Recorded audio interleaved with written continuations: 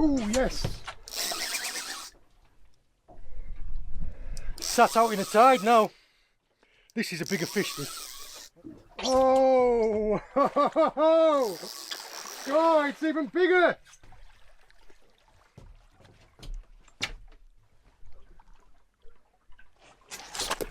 Oh. The size of it! Oh. There's a hook. There's a hook right in the bottom jaw there, look. Right, this is the ling caught on the boat. As you can see, all I've done is I've just gutted it, I've taken all the guts out. These are not the easiest fish to fillet because they're round like an eel, they roll about a bit. So what I'm going to do is I'm going to fillet one side off and then cut it. So I'm going to deal with this kind of in two sections. This belly meat here, there is a little bit of meat in it, but this is generally where you get the most of the worms in the meat.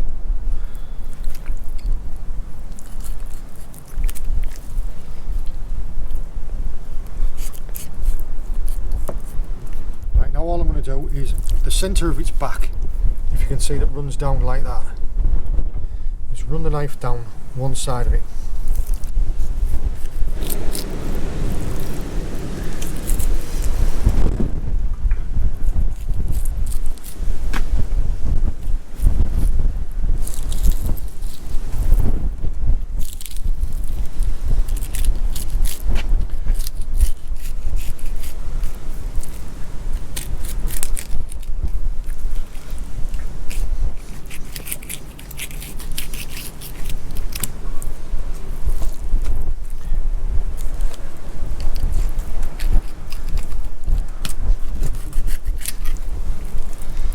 You see there, when I got down this side, I got up to the backbone, this backbone here.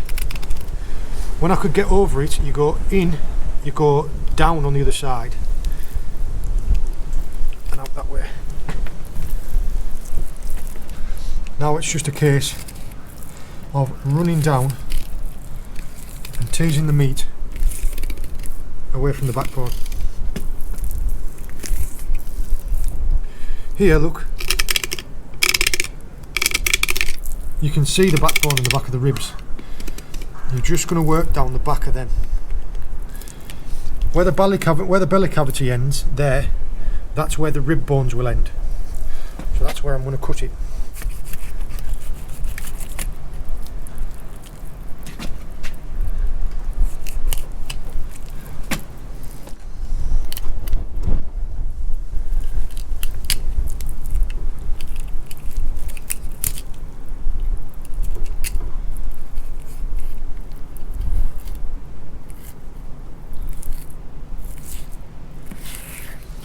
Now look, you can see here I went into the backbone and ran down like that, and then as soon as I could get over it, you kind of have to hump over and cut down, and then you run along these bones here. I do this slightly different way to what other people do. Other people work from the outside. I've found sometimes it's easier to work from the inside, because if you see where I've opened the belly cavity up here, you will see a line of rib bones there, look. If you can get the knife behind them, see there, look how I've lifted one of them out. If you can run the knife in behind them bones and work along like that, feed it off from the other side. See where the ribs are? There's another one there. And now that I've gone from the inside, all I do is just slide the knife down the back of them. Now when you've cut from this side and when you've cut from the other side, it should meet in the middle. Right, you've hit against rib bones there, so if you look on the inside,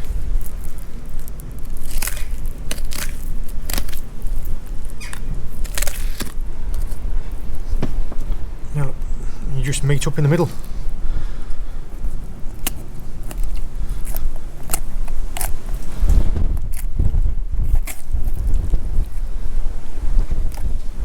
this piece here, try and show you. There will be a little line of bones. There, look, there. So you have to V-bone this out. So by running on the inside of this line here,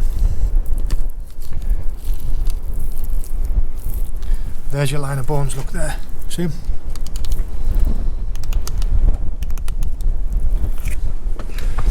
You can see here how I've separated the two pieces. That there is just a perfect loin of ling, and this piece here has got all the bones in it. Now this belly piece here, this actually hasn't got very many in, but there, if you can see it, is a worm. There's another one, there's another one. The belly cavity usually is where you get most of the worms. This one hasn't got very many in at all. Now I can cut all the bones out very easily and just discard like a centimetre's worth, and you can keep this, or you can just discard it. It's completely up to you. I'll be freezing this down. If you freeze something fully, it kills any worms anyway, so it's perfectly safe to eat. All I'll do is I'll just cut this thin line of bones out. These are the three pieces here that I've taken off this side. You can see what's left of this here. There's no meat left on there at all. These are just rib bones, belly cavity, run down the back, because I dealt with it in two pieces. The part with the rib cage here and the tail part. And these are the pieces of meat that will grow off. There is the tail piece. Now that still does have a little ridge of bones down the centre of there. I'm going to deal with that in a second. There's the loin and there's the belly piece. Now this loin here, you can see it's a good cross section of fish. All you would need to do there, you could either deal with it in steaks. I'm probably going to cut this in half and I'll put it into two different bags so that we can freeze it up. One of these portions here will feed two people.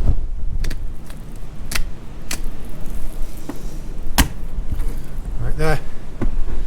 You can see that's taking it off. There's the loin piece, there's the belly piece, and we've still got a little tiny line of bones in the centre there. But as you can see from this carcass, there's absolutely nothing left on that now. This is, well, you can see my fingers through it, and this is all just bone. So what we'll do is I will use this in the crab pots. This tail section here, like I said, there is a little line of bones. You can just say, hear them in there. Easiest way for them is if you just cut down one side. There they are, all in there. And then you just cut down the other side. So all the bones are left in this little central piece. And then also what I'm going to do is I'm going to skin it. So skinning, all I do is I start from the flat end, start from the tail end. I'm keeping my knife at quite a flat angle. There, look, you see?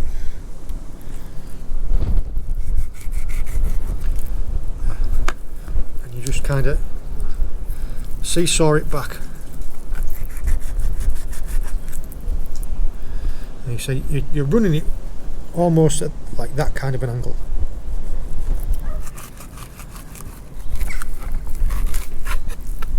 There's the skin. There's the skin. Nothing left on it. And these two pieces should come apart and leave the bones in this little section here.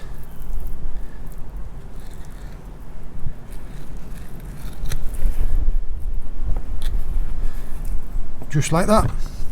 So all of the bones that were in it are all in there. Look, you can see them all, and you've got two perfect pieces, no skin, no bones, just ready to be either portioned up or frozen, depending on what you want to do with it. The ling that I caught in this session, there was just that much of it that once I'd filleted it all down, I just vacuum packed some of it and put it in the freezer. And I brought some of it now round to Jim's. All I did there was just defrosted it slowly, and there we are, a couple of sets of ling loins. James is having a little, I can't say this, it's aperitif, is that right now this time? Aperitif. Right. And I'll pass you over to Jim. We're going to make fish pie. John has bought some yellow peril, otherwise known in City Street as smoked haddock, and the frozen fish. In a pan I've got 2 pints of whole milk, a bit of bay leaf, and I'm going to add to that. So you've already done quite a bit of prepping, haven't you, while we were fanning around? Yes, I like egg in my fish pies, so these are 7-minute. Soft boiled or hard boiled? Well, they'll be semi-hard boiled. Nobody likes a grey yolk, do they? No, we don't want any black-eyed Susans. I'm going to shred up 3 onions, I think, to go in with the pies. Now, potatoes. I've just been gathering potatoes from the allotment, and they're not really floury enough for mash. So I'm going to do 2 pies. One we're going to eat, the other can go to the freezer for a lunch. You said these are ones that you've grown on the allotment yourself? Yes. What make of I don't know. Style of potatoes would you prefer then? You said these aren't really fluffy enough. Maris Piper Maris or Piper. King Edward's. Fluffy potatoes, which you could then boil, strain, mash or crush, add some milk, cream or butter or none of the above. These are 3/4 boiled. I'm going to let them cool and I'm going to slice them. So we'll coat them in a bit of melted butter and we'll have a sliced potato top pie. The other potatoes, the smaller ones I've lifted, I'm going to put through the grater on the food processor with a couple of onions, and then it'll be like a potato rosti topping. They sound like very crunchy chips over there, James. Are they good? You do some more drawings as well. Making me hungry. Some lovely drawings. Right, so is that your stock from the boiled potatoes? that's the potato water, which I've saved some of it before we prep the fish. I'm just going to take the root out and finally slice this onion, put it in the milk with a bay leaf, and I'm going to dice up the fish, and then we'll just give the fish a light poach in this milk. It'll flavour the milk to make the sauce for the fish pie, and it'll set the So do you cook the smoked fish first or the plain fish? We'll put it all in together. Okay. Of course, in that way you'll get a likely smoky taste in all of it anyway, won't you? Yes. So let's get into this. Those ling that we got, most of them were high teens to probably mid £20 ling. You end up, I kind of portioned that out to be a portion size that would do a couple of people. You'll get 4 or 5 portions out of a good sized fish. And we've been doing all sorts with it. I've done a sort of tikka masala with it. We did some kofkas with it a while ago. We did, didn't we? We did. So I'm just taking the skin off. It's really good stuff, ling, for everything like fish cakes and for pies and for. It's very versatile. We don't want these too small. With a strainer, we will lift the fish out into the pie dishes. You were saying to me earlier that when you're at the supermarket or at fishmongers and you see little bits of fish coming up for sale, you can just keep them in the freezer, can't you? Little portions of them until you have enough portions to make a whole fish pie. I do. I always, when I'm in our local Sainsbury's or wherever, I always look in the fresh fish section because you often find something reduced and may not be enough for that meal, but save it in the freezer, and you can always come up with a fish curry or a fish stir fry. So we're blessed because there's no bones in this. The loin is a wonderful part of it, isn't it? So I've just put the knife onto the skin and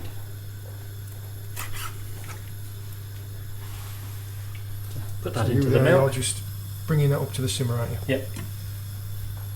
It won't take long. And what else have we got in here? A bit of gurnard. Oh, well, lovely. Yep. Just like we were saying about the little bits of fish, this was a gurnard that we had. We didn't have enough to make a full meal from it because it was only one gurnard. There's some bone in there. Give that a little twist.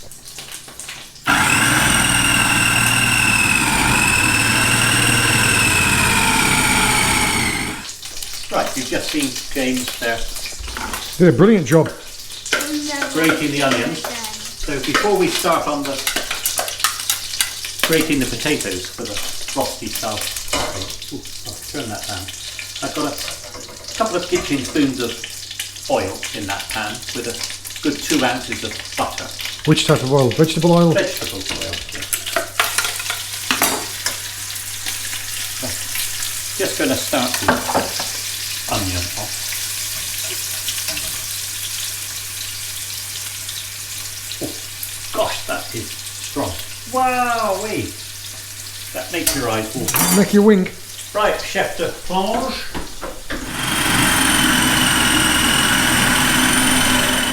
Oh, I've got to say those onions are a little bit blinky. Milk's come up to a... There's your grated tatey. Graty tatey. Turn the heat off the milk. I just want to give these a... It does look a bit like shredded cheese, doesn't it, James? What is grated potato? Just tip that into a tea towel. And I'm just going to... It's amazing how much water's in a minute. Well, potatoes are like 98% water. I don't think it's quite 98. Well, somebody will check. 48. I think a jellyfish is more like 98% water. I think taters, yeah. Somebody will tell us, John. Yeah. 48. Right. They Put it in the comments if you know. 48. You think 48? Yeah. 48%. Right. And now I'll just...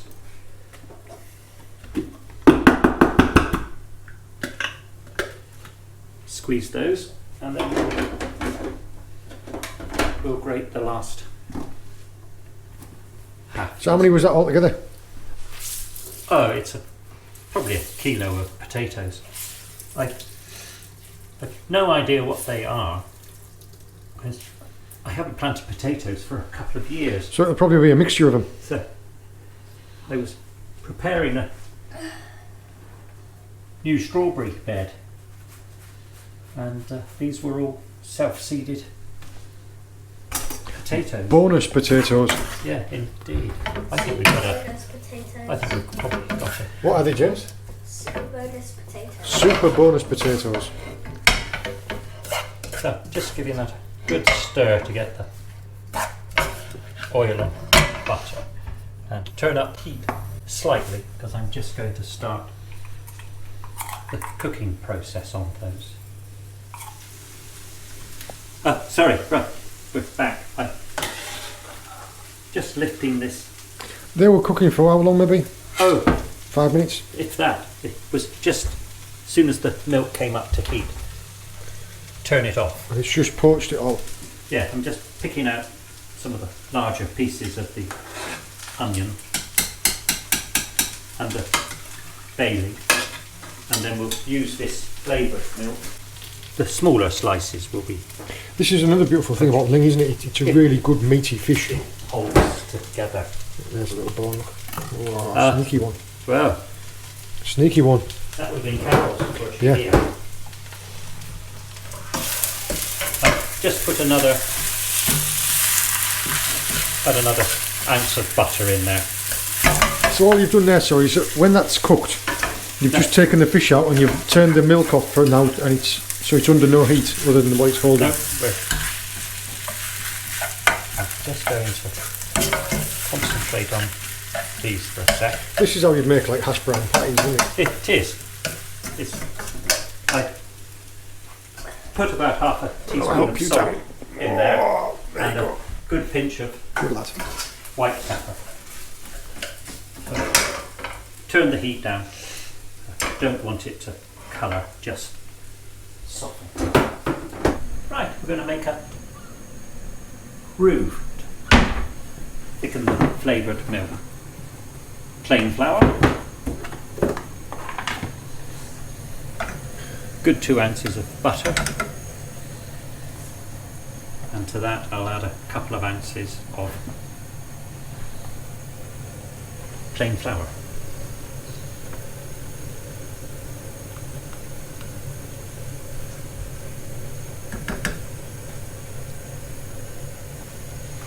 You've told me this before. When you make a roux, you mix it until it makes like a sandy texture, haven't you? That's right. Yeah.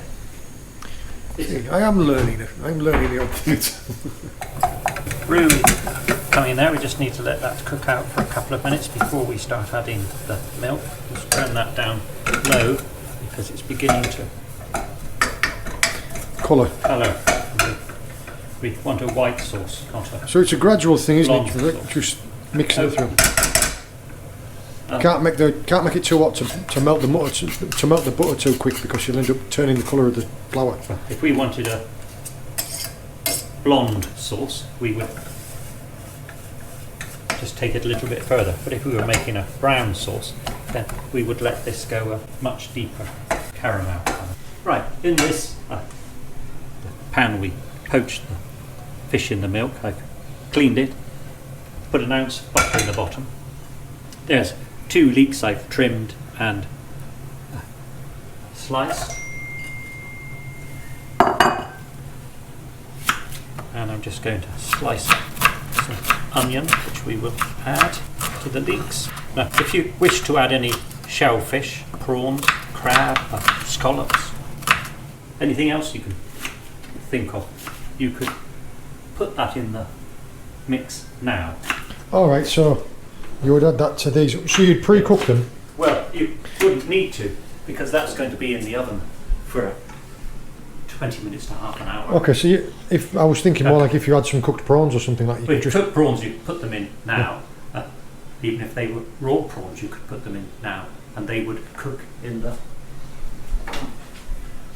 oven. You could, if you wished, put frozen peas in there. I like frozen peas and things because I think it adds a little bit of colour, doesn't it? I was going to do them separately. No, if you like. No, I like a little dab of green and stuff because it adds a bit of colour to it, doesn't it? Right. You see my Italian impression then with my... I just realised then that the only bit of me you could see was... Yes, indeed. But that's a good pinch of dried thyme. And a little bit of salt. And my new bulletproof pepper grinder. Right, here we go. This is nice sandy texture.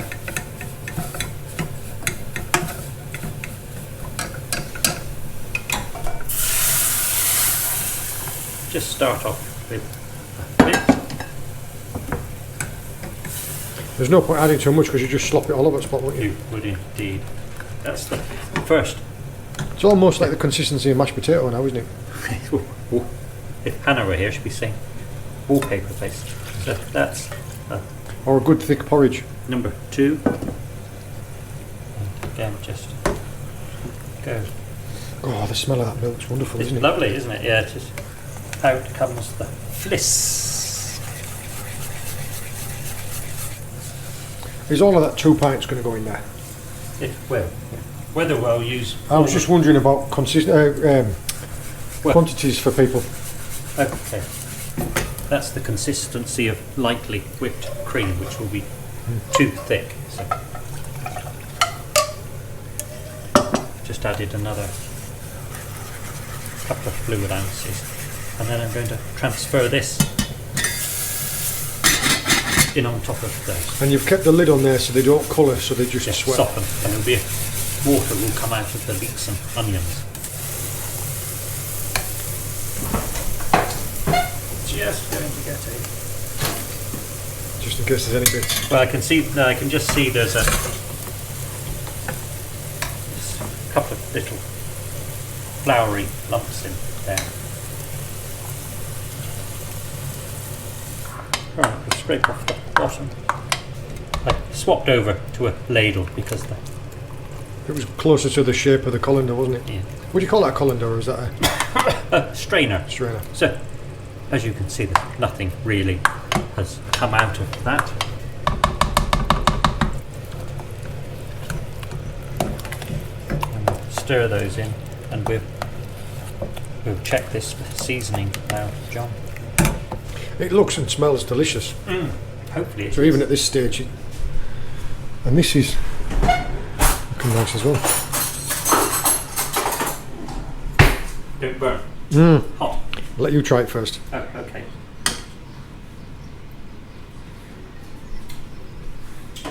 Oh! Do you know that should be available on prescription? Do you know, I'm hoping that I won't need all of that, because I would make a lovely soup. Put some peas and sweet corn. There you go. Starters. Oh, that is absolutely wonderful. Isn't It's it? absolutely delicious. It's the real faint smokiness in it. It's not, It's just not overpowering. no, and it's not just one taste in it. It's just a really nice. Combination of flavours. Also, I quite like it when it's that texture that fills your mouth. So even after you've finished swallowing it, you still. It's there, isn't it? You're coated in it. That is wonderful. That. Oh, well, just having like a crusty piece of bread to dip in it would be. Yeah, make a good, wholesome soup. Well, this type of meal, this type of cooking is absolutely perfect this time of year. Like end of winter, start spring, when it's freezing cold, when it's horrible outside. It's the type of food where you just want to get wrapped up warm, don't you? And Indeed. comfort food, proper comfort food. I'm going to leave that cookout. It's on a very low light. So what, you're just reducing it now so it thickens up a bit more. Yes, I'm just wondering whether to put a squeeze of lemon juice in there. Just for that. I don't know, Jim. I don't know what to tell you. Do it or don't do it. No, do it. Go on then. Live dangerously.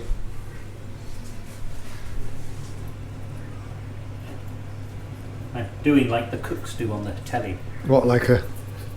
Because it's pippy. And after all that, there was only one anyway. Right. And lemon juice is good for the hands anyway. I've been up the allotment today. I've got something. Good for your hands. Not usually. I'll come back covered in scratches, get some lemon juice and I start winking. Right. Now I'm going to peel these eggs and chop them into there. I'm going to chop some parsley, scatter that in, and then we'll add the vegetables. I must admit, I've not had boiled eggs in my fish pies before, so I'm interested. Oh, I like it. Because boiled eggs do go well with seafood. I mean, it was Hannah that introduced me to crab and egg. Oh, lush. That is delicious. I was going to say something. I forgot. You haven't done a video on boiling eggs yet, have you? It's maybe something we'll do. No. Because it's just something that we get asked quite a bit is, Okay. how do you do a perfect boiled egg? Well, I like my dippy eggs soft, so I do them. I buy. Well, our neighbour keeps chickens, so when they start laying again, we will have homegrown eggs. Rinse any other bits of shell off. Yeah. And the shells are going in the bin, aren't they? They're not going to the allotment. The shells will go into because they're cooked eggs. They can go to the allotment. They can go to the allotment.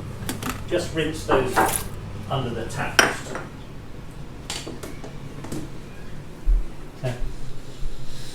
The yolks are set, but they're creamy still. These had 7 minutes. If I were making Scotch eggs, I would cook them like this, boil them for 7 minutes, and then when they're wrapped in their sausage meat and breadcrumbs, they are cooked perfectly by the time you've fried them. Right, gas off.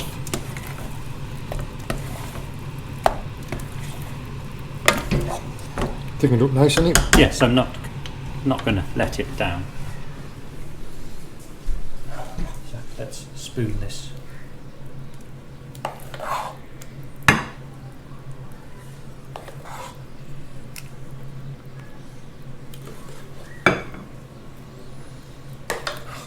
If you don't like leeks or anything like that, you just leave them out. It's not Leave them necessary. out. Yeah.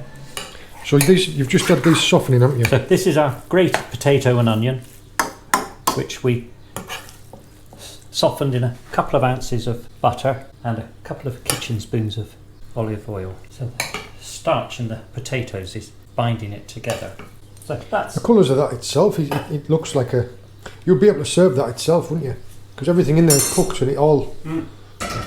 Oh, you could eat that. You could just plate that up now, wouldn't you? Well, you could want warming up again. Right, this is the pan we cooked the rosti in. Just melting some butter. And when I get my knife, I'm just going to slice these. These are only 3/4 cooked, these. And what I'm going to do is just slide these around so they coat in the melted butter.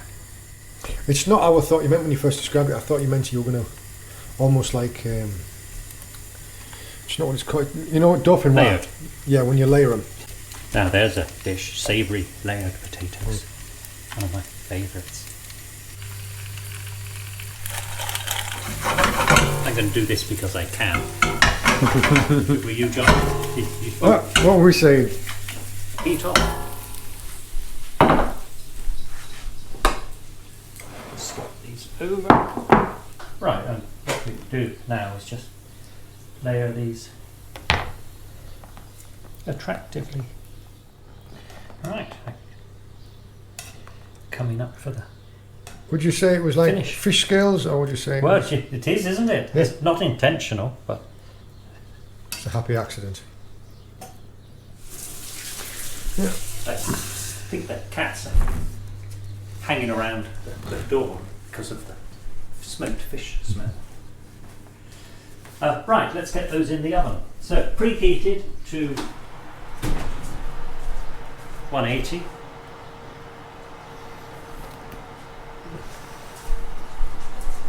Everything is, the fish is cooked, the sauce is cooked. Both the potatoes are 3/4 cooked. So we'll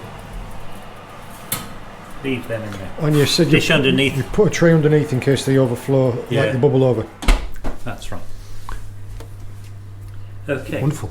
So let's give those 20 minutes. Right, John. Carrots and just a bit of water. I parboiled the potatoes. You cook them slightly diagonals. I just do. for fun? I like. Or has it got a reason? Like, does it cook better? Or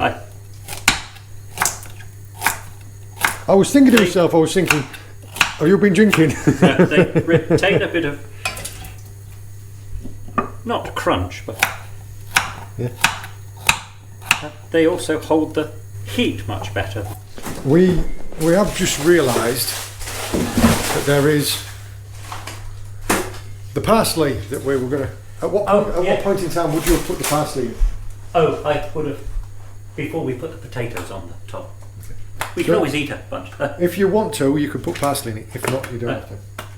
In Lidl's the other day, that was reduced to £1 and something because it was nearly at its stage.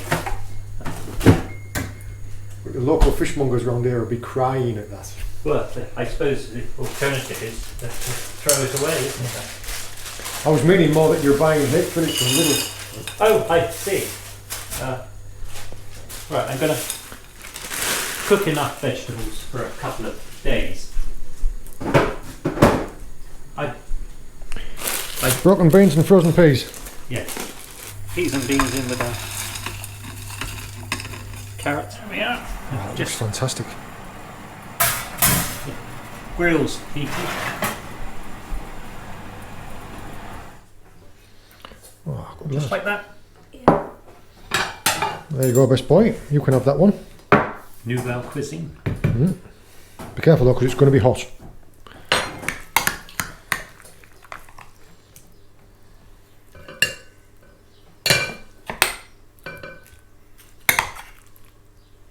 Oh, smells was absolutely amazing. Like that. Slow. Do you know any sea shanties? Do you know the words to any of them? No, Oh, okay. I was only asking because I don't know any seashells. You do. We've been singing them at home, haven't we? Yeah, just one. Just the one. Drunken Sailor. Early into morning. I actually know two. Let's get some food in us. That has been absolutely delicious. The ling and the sauce has taken a little tiny bit of the smoky flavour of the smoked haddock, hasn't it? And the sauce is... Yeah, well, we tried the sauce earlier on, it's on the stove. Oh, it is, it just fills your whole mouth with flavour, doesn't it? Even after you swallowed it, you still... It is wonderful. Yeah, lovely. James, however, is not completely sold on it. No, not yet. Not yet. Yeah. Absolutely. You were just saying you weren't hungry until he started eating, were you? Oh well. Oh, Got some seconds. lovely. Doing it again. Well, we'll just finish it up now. I've had a little bit of seconds. Now this fish pie was made out of... So don't get me elbow in it. This fish pie was made out of predominantly ling. You can make it out of pollock, you can make it out of cod, you can make it out of pretty much any fish, can't you? Yeah. Just Salmon. white fish, not oily fish. Is that right? That's right. Yes. So even if you go out fishing and you just catch a couple and it's not enough to have a meal, like we were saying there, you can keep them in the freezer until you have enough to make a pie. So this one had gurnard in it, it had smoked haddock in it, and it had ling in it. It was absolutely delicious. Hannah, we talked to Hannah and she was a little bit upset that she couldn't be here to have some of it, so she's made sure we're taking some back. So what we're going to do is we're going to take this one back with us, and that one you can have that, and that'll do for tonight's tea. And tomorrow for my tea. James has got his dessert. Thank you very much, Jim. That was absolutely delicious. Lovely. I hope you found this interesting. I hope you enjoyed joining us. All the very best. Bye. See you later. Bye. Bye bye. Bye.